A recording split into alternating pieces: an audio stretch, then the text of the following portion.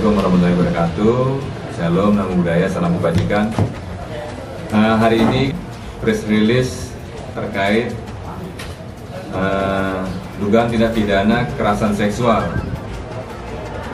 Ya, yang pertama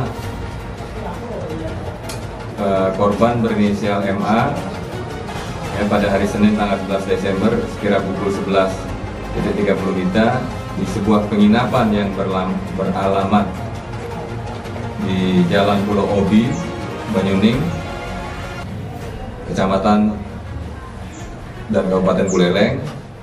Tersangka Ketut AY alias Ketut Ondok, ya, dengan modus operandi tersangka beralasan ingin mengantar korban ke rumah keluarganya, dan korban juga menjanjikan tersangka untuk memberikan uang bensin kalau mengantarkan ke rumahnya, namun bukan mengantarkan korban. Tersangka malah mengajak korban di sebuah penginapan dengan alasan meminta korban untuk mandi. Setelah mandi itulah tersangka memaksa korban untuk melakukan kekerasan seksual.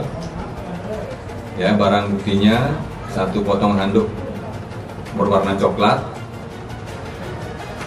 dan spray berwarna merah, 2 potong sarung bantal, 1 potong celana dalam warna hitam, dan 1 potong celana pendek warna hitam, 1 BH warna hitam bunga-bunga, 1 potong baju kaos warna hijau.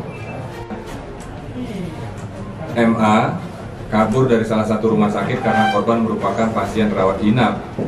Kemudian karena permasalahan keluarga, korban kabur dari rumah sakit, dan dari rumah sakit tersebut korban dibonceng oleh salah seorang yang korban tidak kenal. Kemudian sampailah di sebuah apotek, orang yang membonceng tersebut singgah membeli obat. Kemudian karena ingin menghindari orang yang tidak dikenal yang membonceng korban tersebut, lalu korban memutuskan sembunyi di sebuah gerobak es yang berjualan tepat di depan apotek. Lalu penjual es tersebut bertanya pada korban kenapa bersembunyi dan apakah ada yang bisa dibantu. Korban tak tolong meminjam handphone milik penjual es untuk menghubungi keluarganya, namun korban lupa nomor HP-nya. Lalu penjual es tersebut memanggil temannya yang dengan tujuan membantu korban, namun tidak bisa. Pada saat itulah korban bertemu tersangka. Kedatangan tersangka Ketut AY alias Ketut Ondok di sana hendak ingin bertemu bosnya, karena kebetulan rumah bosnya tersebut berada di sebelah apotek, dan mulai terjadi percakapan antara korban dan tersangka. Awalnya korban meminta diantar ke Seririt, namun karena menurut tersangka terlalu jauh, sehingga tersangka meminta mengantar ke yang lebih dekat, yaitu desa Pakisan. Kemudian korban menyampaikan ke tersangka, apabila mau mengantar saya akan diberikan sejumlah uang untuk beli bensin. Kemudian korban dibonceng oleh tersangka Ketut Ondok, kemudian dengan alasan menyuruh korban untuk singgah mandi. Ketut Ondok meminjam kamar milik temannya yang beralamat di Jalan Pulau Obi, Gang Durian, Kelurahan Banyuning, Kecamatan Buleleng.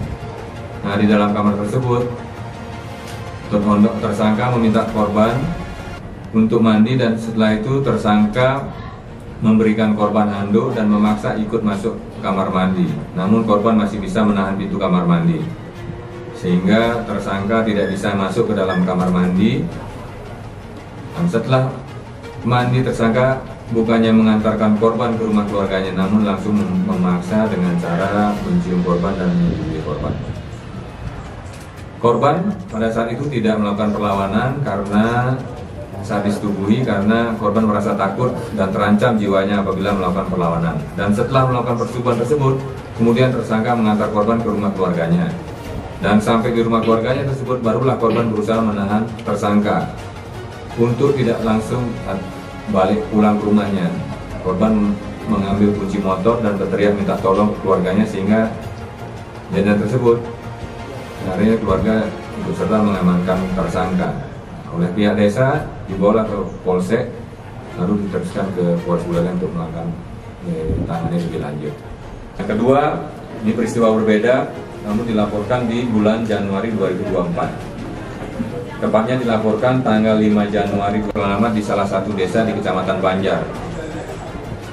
Tersangka KDS alias Pancung Ya, modus operandi tersangka mengiming-imingi korban dengan sejumlah uang. Korban akan memberikan sejumlah uang apabila disetujui oleh tersangka. Barang bukti di sebelah kanan saya, satu potong celana dalam warna pink, celana pendek warna hitam, dan baju kaos warna pink. Jadi kejadian berawal sekira bulan Desember, di mana korban yang berinisial KNP atau NP yang tidak lain adalah tetangga dari tersangka, dan korban biasanya sering bermain dengan temannya di rumah tersangka. Saat itu korban melintas di rumah tersangka, lalu tersangka memanggil korban dengan iming-iming akan memberikan sejumlah uang apabila mau diajak bersetubuh dengan korban. Kemudian tersangka mengajak korban masuk ke dalam rumahnya, yang kebetulan saat itu istri tersangka sedang tidak ada di rumah. Pada saat itu tersangka menjanjikan sejumlah uang kepada korban apabila mau menuruti keinginannya. Persetubuhan tersebut terjadi kurang lebih 3 kali di dalam rumah tersangka, dan setiap kali tersangka ingin menyetujui korban, tersangka selalu menjanjikan akan memberikan uang dengan jumlah besar. Namun korban hanya diberikan sejumlah uang Rp3.000. Kejadian tersebut terungkap setelah korban tidak sengaja bercerita dengan orang tuanya yang akan menagih janji tersangka, yang akan memberikan sejumlah uang dengan nominal yang banyak. Tersangka lalu terungkap bahwa tersangka menyetujui korban kurang lebih 3 kali di rumahnya. Nah, langkah-langkah yang diambil tadi mengamankan barang bukti tadi semuanya. Nanti kita terkait itu kita asesmen, kita coba koneksi dengan psikolog terkait apakah yang bersangkutan pedofil. Siap. Nah, dari kita sih dari Polres, selain menegakkan hukum terhadap pelaku, kita akan bekerja sama, berkoordinasi, berkolaborasi dengan stakeholder, baik dengan Bapas, dengan P2A di perlindungan di dinasan, termasuk juga kemarin saya sudah sempat mengobrol dengan Bapak Bupati Forkompinda. Nanti coba akan kita bangun rumah aman itu.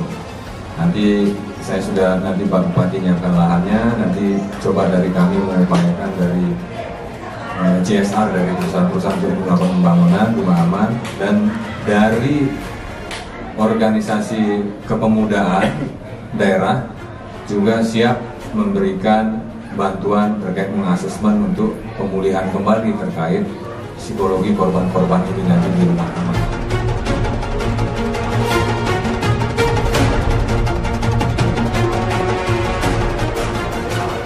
Di Buleleng khususnya terkait pornografi, pornoaksi, kita komitmen sih kita tindak dengan undang-undang ITE terkait yang penyebarannya. Namun biar tidak menyebar di tengah-tengah masyarakat juga kita akan lakukan take down konten-konten itu dari unit reskrim kita atau unit patroli cyber yang nanti kita yang ada di Polres Buleleng ini. Artinya langkah dari Polres Buleleng sudah jalan terkait dengan adanya video? Ya, sementara sambil paralel jalan berbagai anggota yang melek di IT, kita sampaikan untuk melaporkan dan take down terkait video-video porno khususnya yang biar tidak terlalu cepat menyebar luas. Untuk penanganan kita komitmen siapa yang menyebarkan kita kenakan dengan undang-undang ITE dari Satreskrim. Ada himbauan kepada masyarakat? Ya, himbauan saya kepada masyarakat ya, bahwa godaan dengan zaman teknologi ini sangat mudah sekali tersebar. Jadi sekiranya tolong bijaklah dalam menggunakan media ini. Jangan mengunggah atau membuat konten-konten yang sifatnya pornografi, pornoaksi, karena ini merugikan diri rekan-rekan yang melakukan mengupload ini. Sangat merugikan karena akan menjadi digital evidence seumur hidup, jejak digital yang begitu kejam. Jadi tolong berhati-hati, dan lagi pula itu ada ancaman pidananya, agar juga ya anak-anak, adik-adik baik perempuan maupun laki-laki agar lebih bijak lagi dengan menggunakan teknologi saat ini.